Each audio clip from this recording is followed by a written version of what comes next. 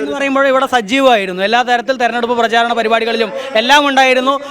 ഒരു സ്റ്റാർ ക്യാമ്പയിനറെ പോലെയായിരുന്നു കോൺഗ്രസ് സ്ഥാനാർത്ഥികൾക്ക് വേണ്ടി വോട്ട് അഭ്യർത്ഥിച്ചത്. DCC പ്രസിഡന്റ് പാവങ്ങളൊന്നും അറിയില്ല. DCC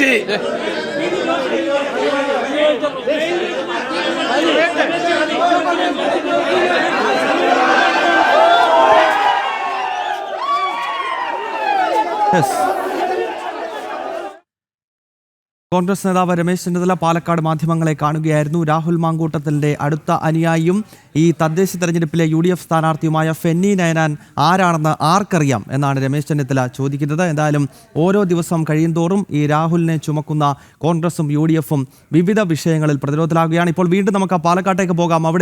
അവിടെ സംഘർഷം നടക്കുന്നതായി മനസ്സിലാക്കാൻ സാധിക്കുന്നു. മാധ്യമപ്രവർത്തകരെ കയ്യേറ്റം ചെയ്യാൻ കോൺഗ്രസ്സുകാർ ശ്രമിക്കുന്നതായാണ് അവിടെ മനസ്സിലാക്കാൻ കഴിയുന്നത്.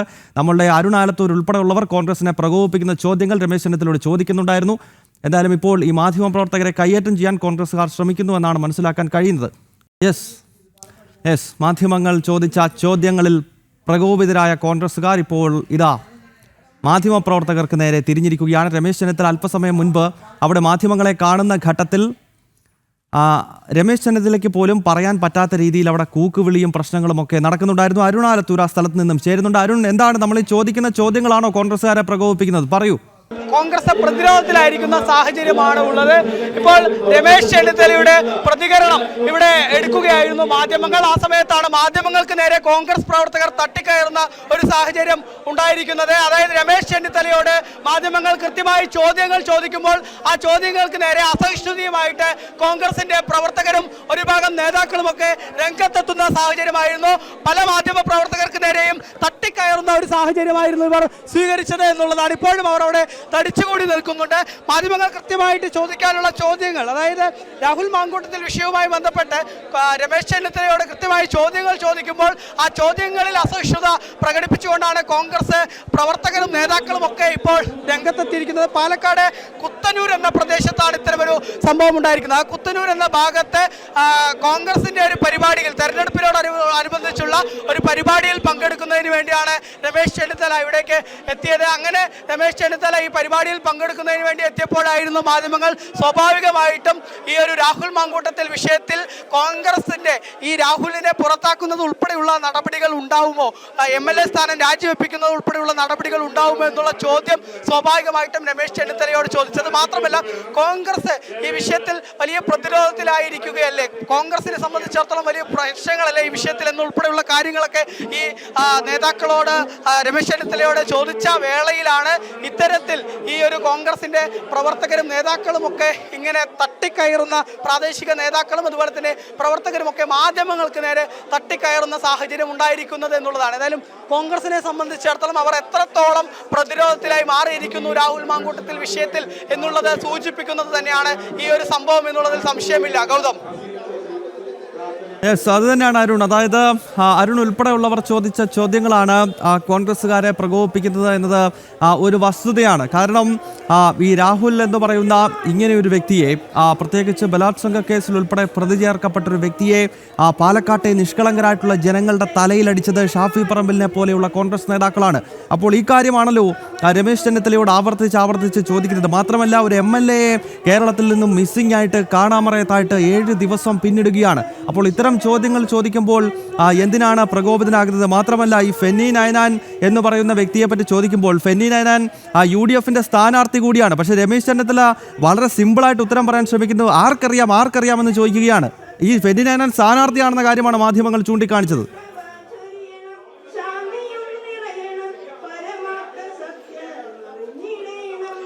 ഗൗതം, തീർച്ചയായിട്ടും ഈ രമേശ് ചെന്നിത്തല ഈ രാഹുൽ മാങ്കൂട്ടത്തിൽ വിഷയത്തിൽ ശക്തമായ നിലപാട് താൻ സ്വീകരിച്ചു എന്നൊക്കെ പറയുമ്പോൾ പോലും പലപ്പോഴും ഇപ്പോൾ ഈ വീണ്ടും ഒരു പരാതി കൂടെ, ഒരു യുവതിയുടെ പരാതി കൂടെ വന്ന പശ്ചാത്തലത്തിൽ രമേശ് ചെന്നിത്തലയുടെ ഭാഗത്തു നിന്നുള്ള പ്രതികരണത്തിൽ ഇടതുപക്ഷത്തെ കുറ്റപ്പെടുത്തിക്കൊണ്ട് തങ്ങൾ മാതൃകാപരമായിട്ടുള്ള നിലപാട് സ്വീകരിച്ചു. എന്നാൽ ഇടതുപക്ഷം എവിടെയാണ് ഈ അവരുടെ MLA മാർക്കെതിരെയോ മറ്റൊക്കെ ഇത്തരമുള്ള പരാതികൾ വന്നപ്പോൾ നിലപാട് സ്വീകരിച്ചത്, നടപടി സ്വീകരിച്ചത് എന്നുള്ളതാണ്. അതായത് ഇടതുപക്ഷം എന്നുള്ളത് അത്തരത്തിൽ നടപടികൾ സ്വീകരിക്കാത്ത ഒരു പാർട്ടിയാണ്. അവർ അവരുടെ ഏത് തരത്തിലുള്ള തോന്നിവാസങ്ങൾ ചെയ്താലും നേതാക്കളെയൊക്കെ വലിയ രീതിയിൽ സംരക്ഷിക്കുന്ന ആളുകളാണ് എന്നുള്ളതിൽ യാതൊരു തർക്കവുമില്ല. പക്ഷേ ഇവിടെ രാഹുൽ മാങ്കൂട്ടത്തിൽ വിഷയം പറയുമ്പോൾ അത് പറഞ്ഞുകൊണ്ട് അതിൽ നിന്നും രക്ഷപ്പെടാൻ വേണ്ടിയുള്ള ഒരു സമീപനം അതായിരുന്നു രമേശ് ചെന്നിത്തല സ്വാഭാവികമായിട്ടും സ്വീകരിച്ചത്. മാത്രമല്ല ഈ ഫെനി നൈനാന്റെ കാര്യം ചോദിക്കുമ്പോൾ രമേശ് ചെന്നിത്തല പറയുന്നത് 10-25,000 സ്ഥാനാർത്ഥികൾ സംസ്ഥാനത്ത് മത്സരിക്കുന്നുണ്ട്. ആ 25,000 സ്ഥാനാർത്ഥികളെ സംബന്ധിച്ചിടത്തോളം അതിൽ ആരാണ് ഈ ഫെനി നൈനാണെന്നൊന്നും തനിക്ക് അറിയില്ല എന്ന തരത്തിലാണ് രമേശ് ചെന്നിത്തലയുടെ ഭാഗത്ത് നിന്ന് ഈ വിഷയത്തിൽ പ്രതികരണം ഉണ്ടായത്. മാത്രമല്ല കോടതിയിലല്ലേ സംഭവം കേസിരിക്കുന്നത്, കോടതിയിൽ ഇനിയിപ്പോൾ മുൻകൂർ ജാമ്യാപേക്ഷയിൽ കോടതി എന്ന് പറയുമെന്ന് നോക്കട്ടെ, അതിനുശേഷം പ്രതികരിക്കാം എന്ന തരത്തിലുള്ള പ്രതികരണവും രമേശ് ചെന്നിത്തലയുടെ ഭാഗത്തു നിന്ന് ഉണ്ടായി എന്നുള്ളതാണ്. ഏതായാലും ഈ വിഷയത്തിൽ പ്രധാനമായിട്ടും എടുത്തു പറയേണ്ടത് കോൺഗ്രസ് എത്രത്തോളം പ്രതിരോധത്തിലായി മാറിയിരിക്കുന്നു എന്നുള്ളത് തെളിയിക്കുന്നതാണ്. അതായത് രമേശ് ചെന്നിത്തലയുടെ പ്രതികരണത്തിൽ പോലും ഉള്ളത് ഈ രാഹുൽ മാങ്കൂട്ടത്തിൽ വിഷയത്തിൽ തങ്ങൾ കൃത്യമായ നടപടിയെടുത്തു. അതായത് രമേശ് ചെന്നിത്തല പോലും പറയുന്നത് തങ്ങൾ നടപടിയെടുത്തു, പാർട്ടിയെ സംരക്ഷിക്കുന്നതിന് വേണ്ടി, പാർട്ടിക്ക് വീഴ്ച പറ്റിയിട്ടില്ല എന്ന് വരുത്തി തീർക്കുന്നതിന് വേണ്ടിയുള്ള ശ്രമമാണ് രമേശ് ചെന്നിത്തല ആദ്യം മുതൽ തന്നെ ഈ ഒരു മാധ്യമങ്ങൾ പ്രതികരണം തേടിയപ്പോൾ അദ്ദേഹത്തിന്റെ ഭാഗത്തുനിന്നുണ്ടായത്. പക്ഷേ കോൺഗ്രസ് അവിടെ കൃത്യമായ നടപടി സ്വീകരിച്ചില്ല എന്നുള്ളത് പൊതുജനത്തിന്റെ മധ്യത്തിലിരിക്കുന്ന കാര്യമാണ്. കാരണം സ്വാഭാവികമായിട്ടും ഇത്തരമൊരു രാഹുലിനെതിരെയുള്ള ഓഡിയോ സന്ദേശങ്ങളും മറ്റുമൊക്കെ പുറത്തു വന്നപ്പോൾ കോൺഗ്രസിന്റെ പ്രാഥമിക അംഗത്വത്തിൽ നിന്ന് സസ്പെൻഡ് ചെയ്യുന്നു എന്ന് പറഞ്ഞുവെങ്കിൽ പോലും അത് ജനങ്ങളുടെ കണ്ണിൽ പൊടിയിടുന്ന ഏർപ്പാടായിരുന്നു എന്നുള്ളത് പാലക്കാട്ടേക്ക് രാഹുൽ തിരിച്ചെത്തിയപ്പോൾ മുതിർന്ന നേതാക്കൾ തന്നെ വലിയ സ്വീകരണം നൽകിയതും വീടുകൾ കയറിയിറങ്ങി തദ്ദേശ സ്വയംഭരണ തെരഞ്ഞെടുപ്പിനോടനുബന്ധിച്ച് പ്രചാരണം നടത്തിയതും പാലക്കാട് നഗരസഭയിൽ ഒരു സ്റ്റാർ ക്യാമ്പയിനറായി അവതരിച്ചുകൊണ്ട് BJPയുടെ കയ്യിൽ നിന്നും പാലക്കാട് നഗരസഭ തിരിച്ചു പിടിക്കുമെന്ന് രാഹുൽ വലിയ വീരവാദം മുഴക്കിയതും ഒക്കെ കണ്ടതാണ്. അതായത് കോൺഗ്രസ് പ്രാഥമിക അംഗത്വത്തിൽ നിന്ന് സസ്പെൻഡ് ചെയ്ത വ്യക്തിയാണ് കോൺഗ്രസിന് വേണ്ടി പാലക്കാട് കിടന്ന് കഴിഞ്ഞ കുറേയേറെ ദിവസമായി പ്രവർത്തിച്ചുകൊണ്ടേയിരുന്നത് എന്നുള്ളത്. അന്ന് പോലും ഈ DCC അധ്യക്ഷനും അതുപോലെ തന്നെ VK ശ്രീകണ്ഠൻ ഉൾപ്പെടെയുള്ള നേതാക്കളോടൊക്കെ ഈ വിഷയത്തിൽ പ്രതികരണം തേടിയപ്പോൾ രാഹുലിനെ സംരക്ഷിച്ചുകൊണ്ടുള്ള നിലപാടായിരുന്നു അവരൊക്കെ സ്വീകരിച്ചിരുന്നത് എന്നുള്ളതാണ്. അങ്ങനെ ഒരു അഴകുഴമ്പൻ നിലപാട് രാഹുൽ മാങ്കൂട്ടത്തിൽ വിഷയത്തിൽ ആദ്യം മുതൽ തന്നെ സ്വീകരിക്കുന്ന കോൺഗ്രസ് നേരത്തെ തങ്ങൾ പ്രാഥമിക അംഗത്വത്തിൽ നിന്ന് സസ്പെൻഡ് ചെയ്തു എന്നുള്ള കാര്യം പറഞ്ഞുകൊണ്ട് ഇതിനെ പ്രതിരോധിക്കാൻ, ഇപ്പോൾ വരുന്ന ചോദ്യങ്ങളെ പ്രതിരോധിക്കാനുള്ള ശ്രമങ്ങളാണ് നടത്തുന്നത്. പക്ഷേ അവരുടെ പ്രാഥമിക അംഗത്വത്തിൽ നിന്ന് സസ്പെൻഡ് ചെയ്യുക എന്ന് പറയുന്നത് പൊതുജനങ്ങളുടെയും മറ്റും കണ്ണിൽ പൊടിയിടുന്ന പരിപാടിയായിരുന്നു എന്നുള്ളതിൽ യാതൊരു സംശയവുമില്ല. അതുകൊണ്ട് തന്നെയാണ് ഇന്നിപ്പോൾ ഇവിടെ ചോദ്യങ്ങൾ ചോദിക്കുമ്പോൾ രമേശ് ചെന്നിത്തലയ്ക്ക് കൃത്യമായ ഉത്തരങ്ങൾ പറയാൻ കഴിയാത്ത ഒരു സാഹചര്യം ഉണ്ടായത്. മാത്രമല്ല അത്തരത്തിൽ ഈ ഒരു വിഷയം വലിയ രീതിയിൽ ചർച്ചയാവുന്നു പൊതുസമൂഹത്തിൽ. കോൺഗ്രസിനെ സംബന്ധിച്ചിടത്തോളം ഈ തെരഞ്ഞെടുപ്പ് കാലത്ത് അവർ അതിൽ വലിയ പ്രതിരോധത്തിലായി മാറിയിരിക്കുന്നു എന്ന് കൂടെ തെളിയിക്കുന്നതാണ്. വലിയ രീതിയിൽ തന്നെ അസഹിഷ്ണുത കാണാൻ സാധിച്ചിരുന്നു ഞങ്ങൾക്ക്. അപ്പോൾ സ്വാഭാവികമായിട്ട് ഉത്തരവൊന്നും പറയാനില്ല. പിന്നെ രണ്ടാമത്തെ എന്താണ്, മാധ്യമപ്രവർത്തകരെ മേയർ കുതിര കയറുക, അതല്ലേ യക്ഷാർത്ഥത്തിൽ ഓഡിറ്റോറിയത്തിന് മുമ്പ് നടന്നത്.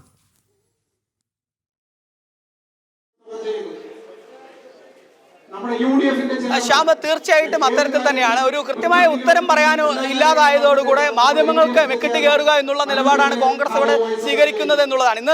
ഇന്ന് രാവിലെ മുതൽ തന്നെ പറഞ്ഞിരുന്നു. അതായത് പാലക്കാട്ടെ സംബന്ധിച്ചിടത്തോളം ഇന്നിപ്പോൾ ഈ രാഹുൽ മാങ്കൂട്ടത്തിൽ വിഷയത്തിൽ രാഹുലിനെ 7ാമത്തെ ദിവസവും പിടികൂടാതെ പോലീസ് ഇങ്ങനെ തുടരുന്ന സാഹചര്യമുണ്ട്. മാത്രമല്ല രാഹുൽ മാങ്കൂട്ടത്തിൽ വിഷയം കോടതിയിൽ വരുന്നു. അതിനൊപ്പം തന്നെ മറ്റൊരു കാര്യം എന്നുള്ളത്, രാഹുലിനെതിരെ ഒരു യുവതി ഇന്നലെ വൈകിട്ടോടുകൂടെ പരാതി നൽകുന്നു. ആ പരാതി വളരെ ഗൗരവമുള്ളതാണെന്ന് പോലീസ് തന്നെ പറയുന്ന ഒരു സാഹചര്യം ഉണ്ടായിരിക്കുന്നു. ഈ ഘട്ടത്തിൽ കോൺഗ്രസ് എത്രത്തോളം പ്രതിരോധത്തിലാണ് എന്നുള്ളത് ഈ കാര്യങ്ങളൊക്കെ വ്യക്തമാവുന്നുണ്ട്. ഒപ്പം തന്നെ ഇതിൽ ഇന്നിപ്പോൾ പാലക്കാട് രമേശ് ചെന്നിത്തലയും ഷാഫി പറമ്പിലും ഉൾപ്പെടെയുള്ള നേതാക്കൾ വിവിധ പരിപാടികളിൽ പങ്കെടുക്കുന്നുണ്ട്. അതുകൊണ്ട് തന്നെ ഈ പരിപാടികളിലൊക്കെ പങ്കെടുക്കുമ്പോൾ സ്വാഭാവികമായിട്ടും ഇവർക്ക് നേരെ ഈ ചോദ്യങ്ങൾ ഉയരുകയാണ്. അത് മാധ്യമങ്ങളുടെ ഭാഗത്തു നിന്ന് മാത്രമല്ല, പൊതുജനങ്ങളുടെ ഭാഗത്തു നിന്നോളം ഈ നേതാക്കൾക്ക് നേരെ ഈ ചോദ്യങ്ങൾ ഉയരുന്നുണ്ട് എന്നുള്ളത് തന്നെയാണ് അവരെ ഇങ്ങനെ പ്രകോപിതരാക്കി മാറ്റിയിരിക്കുന്നത് എന്നുള്ളതാണ് നമുക്ക് മനസ്സിലാക്കാൻ സാധിക്കുന്നത്. ഷാഫി പറമ്പിലൊക്കെ ആണെങ്കിൽ പാലക്കാട് ഈ രാഹുൽ മാങ്കൂട്ടത്തിൽ എന്ന ഒരു മോശം വ്യക്തിയെ കൊണ്ടുവന്ന് ജനങ്ങളുടെ തലയിൽ കെട്ടിവെച്ച വ്യക്തിയാണ് ഷാഫി പറമ്പിൽ. കാരണം ഷാഫിയാണ് വലിയ രീതിയിൽ രാഹുൽ മാങ്കൂട്ടത്തിൽ. എന്തായാലും ആ വിഷയത്തിലേക്ക് വരണം. അരുണിലേക്ക് കൃത്യമായി തന്നെ ഇനിയും വരണം, വിശദാംശങ്ങൾ തേടണം. ഒടുവിൽ നാണം കെട്ട അവസ്ഥയിൽ കോൺഗ്രസ് ഒടുവിൽ നടപടിയിലേക്ക് തിരിക്കുകയാണ്, നടപടിയിലേക്ക് കടക്കുകയാണ് എന്നാണ് പ്രിയപ്പെട്ട പ്രേക്ഷകരെ ഈ ദിവസം നമുക്ക് പ്രധാനമായും പറയാനുള്ള ഏറ്റവും വലിയ അപ്ഡേറ്റ്. ഒടുവിൽ രാഹുലിനെ പുറത്താക്കാൻ തീരുമാനിച്ചിരിക്കുകയാണെന്നാണ് മനസ്സിലാക്കാൻ സാധിക്കുന്നത്. KPCC അധ്യക്ഷൻ സണ്ണി ജോസഫ് ഈ ഔദ്യോഗിക പ്രഖ്യാപനം അല്പസമയത്തിനുള്ളിൽ നടത്തുമെന്നാണ് നമുക്ക് ലഭിക്കുന്ന പ്രധാനപ്പെട്ട സൂചനകൾ. എന്തിനെ ഇത്ര നാൾ കാത്തിരുന്നു എന്നതാണ് ഇനി വരുന്ന ഏറ്റവും പ്രധാനപ്പെട്ട ചോദ്യം. കോൺഗ്രസ് ഇങ്ങനെ നാണം കെട്ട് കാത്തിരുന്നത് എന്തിനു വേണ്ടിയാണെന്ന്.